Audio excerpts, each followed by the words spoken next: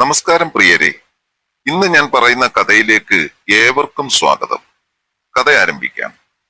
എന്റെ പേര് ടോണി തങ്കച്ചൻ. എനിക്കിപ്പോൾ 26 വയസ്സ് പ്രായമുണ്ട്. എന്റെ വീട്ടിൽ പപ്പ തങ്കച്ചനും അമ്മച്ചി എലീനയും എനിക്കൊരു പെങ്ങൾ റീനയും. പപ്പായ്ക്ക് ഒരു 60 വയസ്സ് പ്രായം വരും. അമ്മച്ചിക്ക് ഒരു 45 വയസ്സും. അവർ തമ്മിൽ നല്ല ഏജ് ഡിഫറൻസ് ഉണ്ടായിരുന്നു. 3-4 ഏക്കർ വസ്തുവുണ്ട് ഞങ്ങൾക്ക്. ഞങ്ങൾ അതിൽ കൃഷിയൊക്കെ ചെയ്ത് നല്ല രീതിയിൽ തന്നെ ജീവിക്കുന്നു. എന്റെ അമ്മച്ചിയാണ് ഈ കഥയിലെ നായിക. ഞാൻ അമ്മച്ചിയെ മറ്റൊരു രീതിയിൽ കാണാൻ തുടങ്ങിയത് എനിക്ക് ഏകദേശം ഒരു 23 വയസ്സുള്ളപ്പോഴായിരുന്നു. എന്റെ അമ്മച്ചിയെ പറ്റി പറയുകയാണെങ്കിൽ നല്ല വെളുത്തു തടിച്ച ശരീരപ്രകൃതമായിരുന്നു. നല്ല വട്ടമുഖവും ആ മൂക്കിൽ അണിഞ്ഞിരിക്കുന്ന ഒറ്റക്കല്ലിൽ തീർത്ത മൂക്കുത്തിയും അമ്മച്ചിയെ കാണാൻ നല്ല ഐശ്വര്യമായിരുന്നു. ഞങ്ങളുടെ പുരയിടത്തിൽ അധികവും കപ്പയും ഏത്തവാഴ കൃഷിയുമാണ് ചെയ്തുകൊണ്ടിരുന്നത്. ഞാൻ +2 വരെ പഠിച്ചു. പഠിക്കാൻ മണ്ടനായിരുന്നു. പിന്നെ പപ്പായുടെ കൂടെ കൃഷിപ്പണിയിലേക്ക് ഇറങ്ങി. അമ്മച്ചിക്ക് ഏകദേശം 18 വയസ്സുള്ളപ്പോഴാണ് പപ്പ അമ്മച്ചിയെ വിവാഹം കഴിച്ചത്. പറമ്പിലെ കൃഷിപ്പണിയൊക്കെ കഴിഞ്ഞ് വൈകുന്നേരമാകുമ്പോൾ പപ്പ 2 എണ്ണം വീശുന്ന പതിവൊക്കെയുണ്ട്. പക്ഷേ വീട്ടിൽ അലമ്പൊന്നുമില്ല കേട്ടോ. നല്ല രീതിയിലാണ് പപ്പ വീട് നോക്കുന്നത്. ഒരുപാട് പറഞ്ഞ് നിങ്ങളെ ഞാൻ ബോറടിപ്പിക്കുന്നില്ല. കഥയിലേക്ക് വരാം. എന്റെ 23-ാം വയസ്സിലാണ് ഞാൻ അമ്മച്ചിയെ ഒരു പെണ്ണായി കാണുന്നത്. അതിന് കാരണവും അമ്മച്ചി തന്നെയാണ് കേട്ടോ. അടുക്കളയിലെ പണിയൊക്കെ കഴിഞ്ഞ് അമ്മച്ചിയും വന്ന് കൃഷിപ്പണിയിലൊക്കെ ഞങ്ങളെ സഹായിക്കും. അമ്മച്ചി കുനിഞ്ഞു നിന്ന് പറമ്പിൽ എന്തെങ്കിലും പണിയെടുക്കുമ്പോൾ അമ്മച്ചിയുടെ ചിലതൊക്കെ ഞാൻ ശ്രദ്ധിക്കാൻ തുടങ്ങി. അതിനുശേഷമാണ് ഞാൻ അമ്മച്ചിയെ ഒരു പെണ്ണായി കാണാൻ തുടങ്ങിയത്. അതേവരെ സ്ത്രീ എന്തെന്നറിയാത്ത എനിക്ക് അമ്മച്ചിയെ എങ്ങനെയെങ്കിലും ഒന്ന് കിട്ടണമെന്ന ചിന്ത എന്റെ മനസ്സിൽ കയറിപ്പറ്റി. ചിന്തിക്കുന്നത് തന്നെ തെറ്റാണെന്നറിഞ്ഞിട്ടും എന്തോ എനിക്ക് അമ്മച്ചിയോടുള്ള ആ ആകർഷണം ഒരുപാട് നാൾ മറച്ചു വെക്കാൻ കഴിഞ്ഞില്ല. ശരിക്കും എനിക്ക് അമ്മച്ചിയോട് എന്തോ പോലെയായിരുന്നു. പപ്പ ടൗണിൽ പോകുമ്പോൾ അമ്മച്ചിയോടെല്ലാം തുറന്നു പറയാൻ ഞാൻ തീരുമാനിച്ചു. ഒരു ദിവസം ഉച്ചയ്ക്ക് ശേഷം അടുക്കളപ്പണിയൊക്കെ കഴിഞ്ഞ് പുരയിടത്തിലേക്ക് അമ്മച്ചി വന്നു. ഞാൻ അമ്മച്ചിയോട് പറഞ്ഞു, അമ്മച്ചി, എനിക്ക് അമ്മച്ചിയോട് ഒരു കാര്യം പറയാനുണ്ട്. എന്താടാ മോനെ? അമ്മച്ചി ചോദിച്ചു. അത് അമ്മച്ചി, എനിക്കൊരാളെ വല്ലാത്ത ഇഷ്ടമാണ്. പക്ഷേ ആൾ എന്നേക്കാൾ കുറച്ച് പ്രായ കൂടുതലാ. ആളെ അറിഞ്ഞാൽ ചിലപ്പോൾ അമ്മച്ചി എന്നോട് ദേഷ്യപ്പെടും. നീ പറയടാ, എന്റെ മോന്റെ ഇഷ്ടമല്ലേ അമ്മച്ചിക്ക് വലുത്? പ്രായമൊന്നും നീ നോക്കണ്ട. ആരെതിർത്താലും അമ്മച്ചി നിന്റെ ഒപ്പമുണ്ട്. മക്കള് പറ, പപ്പായെ അമ്മച്ചി പറഞ്ഞു മനസ്സിലാക്കിക്കോളാം. അമ്മച്ചിയുടെ ആ പറച്ചിൽ കേട്ട് ഞാൻ രണ്ടും കൽപ്പിച്ചങ്ങ് പറഞ്ഞു, എനിക്ക് അമ്മച്ചിയെ ഇഷ്ടമാണ് അമ്മച്ചി. അമ്മച്ചിയെ ഞാൻ കുറെ നാളായി മനസ്സിൽ കൊണ്ടു നടക്കുന്നു. അതും പറഞ്ഞ് ഞാൻ അമ്മച്ചിയെ കെട്ടിപ്പിടിച്ച് ആ നെറുകയിൽ ഒരു മുത്തം കൊടുത്തു. പെട്ടെന്നാണ് അമ്മച്ചി പിന്നോട്ട് മാറി എന്റെ കൈപ്പശത്ത് ഒരടി തന്നത്. നീ എന്തുവാടാ പറയുന്നത്? ഞാൻ നിന്റെ അമ്മച്ചിയാ. നിനക്ക് വേറെ ആരെയും കണ്ടില്ലേടാ മോനെ. എന്നേക്കാൾ പ്രായക്കൂടുതലുള്ള നിന്റെ പപ്പായ്ക്ക് ഇപ്പോൾ ഒന്നിനും കഴിയാറില്ല എന്നത് സത്യമാ എന്നും പറഞ്ഞ് അമ്മച്ചി ക്ഷുഭിതയായി. അമ്മച്ചിക്ക് ഇപ്പോൾ ഒന്നും നടക്കുന്നില്ലെന്ന് കേട്ടപ്പോൾ എനിക്ക് വീണ്ടും എന്തൊക്കെയോ പോലെയായി. എനിക്ക് അമ്മച്ചിയെ വേണം, ഞാൻ പറഞ്ഞു. ഇത് കേട്ടപാടെ അമ്മച്ചി വീണ്ടും എന്നെ തല്ലാൻ കയ്യോങ്ങി. ഞാൻ പെട്ടെന്ന് മാറിക്കളഞ്ഞു. അടിക്കാൻ വന്ന ഊക്കിൽ അമ്മച്ചി മറിഞ്ഞ് കപ്പയുടെ ഇടയിലേക്ക് മറിഞ്ഞു വീണു. അപ്പോൾ അമ്മച്ചിയുടെ നൈറ്റി മുട്ടുവരെ പൊങ്ങി. സ്വർണ്ണക്കുലിസിട്ട ആ വെളുത്ത കണങ്കാലികൾ എന്നെ ഹരം കൊള്ളിച്ചു. ഞാൻ പെട്ടെന്ന് അമ്മച്ചിയെ പിടിച്ചു പൊക്കിയതും കാല് സ്ലിപ്പായി ഞങ്ങൾ രണ്ടുപേരും കൂടി വീണ്ടും കപ്പയുടെ ഇടയിലേക്ക് വീണു. കപ്പ വളർന്നു കിടക്കുന്നത് കൊണ്ട് ദൂരെ നിന്ന് ആര് വന്നാലും ഞങ്ങളെ കാണില്ലായിരുന്നു. ആ കിടപ്പിൽ അമ്മച്ചിയും ചിലതൊക്കെ ആഗ്രഹിച്ചിരുന്നു എന്നെനിക്ക് മനസ്സിലായി.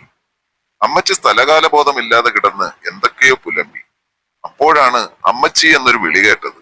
അമ്മച്ചി ചാടി എഴുന്നേറ്റ് നൈറ്റിയൊക്കെ നേരെയാക്കി നോക്കിയപ്പോൾ പെങ്ങളുകുട്ടി ഞങ്ങളെയും നോക്കി നടന്നു വരുന്നു. അമ്മച്ചി എന്നെ വല്ലാത്തൊരു നോട്ടം നോക്കിയിട്ട് അങ്ങോട്ടേക്ക് മാറി നിന്നു. അപ്പോഴേക്കും പെങ്ങൾ അവിടെ എത്തി. ഞാൻ കപ്പയുടെ ഇടയിൽ നിന്ന് ഇറങ്ങി വരുന്നത് അവള് കണ്ടു. അമ്മച്ചി ആകെ വിയർത്തിരുന്നു. അവൾ ചോദിച്ചു, അല്ലേ, ഇതെന്താ രണ്ടുപേരും കൂടി ഇതിന്റെ ഇടയിൽ? അവളുടെ ആ ചോദ്യം കേട്ട് ഞങ്ങളൊന്ന് അമ്പരന്നു. അവൾക്ക് എന്തൊക്കെയോ മനസ്സിലായെന്ന് എനിക്ക് മനസ്സിലായി. ഞാൻ അമ്മച്ചിയെ ഏറുകണ്ണിട്ടൊന്ന് നോക്കി. അമ്മച്ചി എന്നെ രൂക്ഷമായി ഒന്ന് നോക്കിയിട്ട് പെങ്ങളോട് ചോദിച്ചു, എന്താടി, നീ അങ്ങനെയൊന്നും ഇങ്ങോട്ട് വരാറില്ലല്ലോ, പിന്നെ ഇന്നെന്ത് പറ്റി? അപ്പോൾ അവൾ പറഞ്ഞു, അമ്മച്ചി, വീട്ടിലൊരാള് വന്നു, അങ്ങോട്ട് ചെല്ലാൻ പറഞ്ഞു. അമ്മച്ചി എന്നെ ഇരുത്തി ഒന്ന് നോക്കിയിട്ട് അവളെയും വിളിച്ചുകൊണ്ട് വീട്ടിലേക്ക് പോയി. ഞാൻ ഞാൻ തൊട്ടു മുമ്പേ നടന്ന കാര്യങ്ങൾ ആലോചിച്ച് കുറച്ചു നേരം അവിടെ തന്നെ നിന്നു. അത് ഓർത്തപ്പോൾ എനിക്ക് വല്ലാത്ത സങ്കടം തോന്നി. ഇനി ഇതുപോലെ ഒരു അവസരം അതെന്നാകും എന്നായിരുന്നു എന്റെ ആശങ്ക. കുറെ കഴിഞ്ഞു കാണും. ഞാൻ നോക്കുമ്പോൾ അമ്മച്ചി നടന്നു വരുന്നു. എന്റെ അടുത്ത് വന്ന് നിന്നിട്ട് അമ്മച്ചി എന്നോട് ചോദിച്ചു, എടാ നീ ഇതൊക്കെ എവിടുന്ന് പഠിച്ചടാ? ഞാൻ നിന്റെ അമ്മച്ചിയാണ്. ആ ബോധം പോലുമില്ലാതെ നീ എന്തൊക്കെയാടാ കാട്ടിക്കൂട്ടിയത്? ഞാനൊന്ന് ചൂളി. എന്നിട്ട് പറഞ്ഞു, അമ്മച്ചി, എനിക്ക് അമ്മച്ചിയെ ഭയങ്കര ഇഷ്ടമാണ്. അതുകൊണ്ടാ ഇങ്ങനെയൊക്കെ സംഭവിച്ചത്. ആ മതി മതി, ഇനി ഇങ്ങനെ എങ്ങും എന്റെ അടുത്ത് വന്നാലുണ്ടല്ലോ പറഞ്ഞേക്കാം ഞാൻ. അത് കേട്ട് എനിക്ക് ആകെ വിഷമമായി. ഞാൻ പതിയെ വീട്ടിലേക്ക് നടന്നു. മനസ്സിന്റെ ടെൻഷൻ കാരണം ഞാൻ ടൗണിൽ പോയി 2 എണ്ണം അങ്ങ് വിട്ടു. അങ്ങനെ മദ്യം എന്തെന്നറിയാത്ത ഞാൻ 4 കാലേ കയറി വരുന്നത് കണ്ടപ്പോൾ അമ്മച്ചിയും പെങ്ങളും എന്നെ അത്ഭുതത്തോടെ നോക്കി. എന്തായാലും പപ്പ അവിടെ ഇല്ലായിരുന്നു. ഞാൻ പതിയെ വേച്ച് എന്റെ മുറിയിലേക്ക് പോയി. ഒരു 8:30 ആയപ്പോൾ പെങ്ങൾ വന്ന് അത്താഴം കഴിക്കാൻ വിളിച്ചു. ഞാൻ വേണ്ടെന്ന് പറഞ്ഞ് തിരിഞ്ഞു കിടന്നു. കുറച്ച് സമയം കഴിഞ്ഞു കാണും. അമ്മച്ചി മുറിയിലേക്ക് കയറി വന്നു. എടാ ടോണി, എഴുന്നേറ്റടാ. ഞാൻ കണ്ണു തുറന്ന് അമ്മച്ചി ഒന്ന് നോക്കി. അപ്പോൾ അമ്മച്ചി പറഞ്ഞു, മോൻ എഴുന്നേറ്റേ, വീടിന്റെ പടിഞ്ഞാറ് വശത്തേക്കൊന്ന് വന്നേ. അമ്മച്ചിക്ക് നിന്നോട് കുറച്ച് കാര്യങ്ങൾ സംസാരിക്കാനുണ്ട്. ഇവിടെ വെച്ച് എന്തെങ്കിലും പറഞ്ഞാൽ അവൾ അപ്പുറത്ത് നിൽപ്പുണ്ട്. അതും പറഞ്ഞ് അമ്മച്ചി പോയി. ഞാൻ പതിയെ എഴുന്നേറ്റ് അടുക്കളവാതിൽ തുറന്ന് പടിഞ്ഞാറ് വശത്തേക്ക് ചെന്നു. ഞാൻ അവിടെ ചെല്ലുമ്പോൾ അമ്മച്ചി അവിടെ നിൽപ്പുണ്ടായിരുന്നു. ഒരു പച്ച കളറിലുള്ള നൈറ്റി ആയിരുന്നു അമ്മച്ചിയുടെ വേഷം. പുറത്തെ ഒരു നേരിയ വെളിച്ചത്തിൽ എനിക്ക് അമ്മച്ചിയെ കാണാൻ പറ്റി. ഞാൻ അമ്മച്ചിയുടെ അടുത്ത് ചെന്നപ്പോൾ അമ്മച്ചി എന്നോട് പറഞ്ഞു, മോനെ നീ ചെയ്തത് എത്ര വലിയ തെറ്റാണെന്ന് നിനക്കറിയാമോ?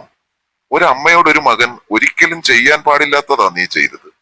അത് കേട്ട് ഞാൻ പറഞ്ഞു, അമ്മച്ചി, ഇതാരെങ്കിലും അറിഞ്ഞാൽ മാത്രമല്ലേ തെറ്റുള്ളൂ.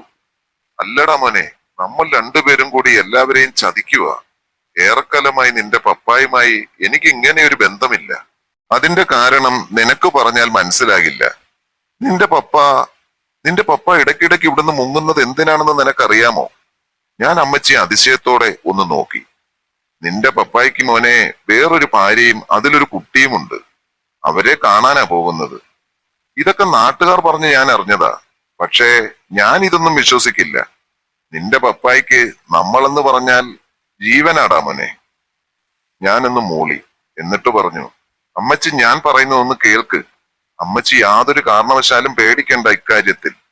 അമ്മച്ചി, ഇക്കാര്യത്തിൽ നമ്മൾ ഭാര്യയും ഭർത്താവും പോലെയാണ്. അല്ലാത്ത സമയത്ത് നമ്മൾ അമ്മയും മകനും. ഇനിയിപ്പോൾ പപ്പായെ കൊണ്ട് ഇതൊന്നും നടക്കില്ല.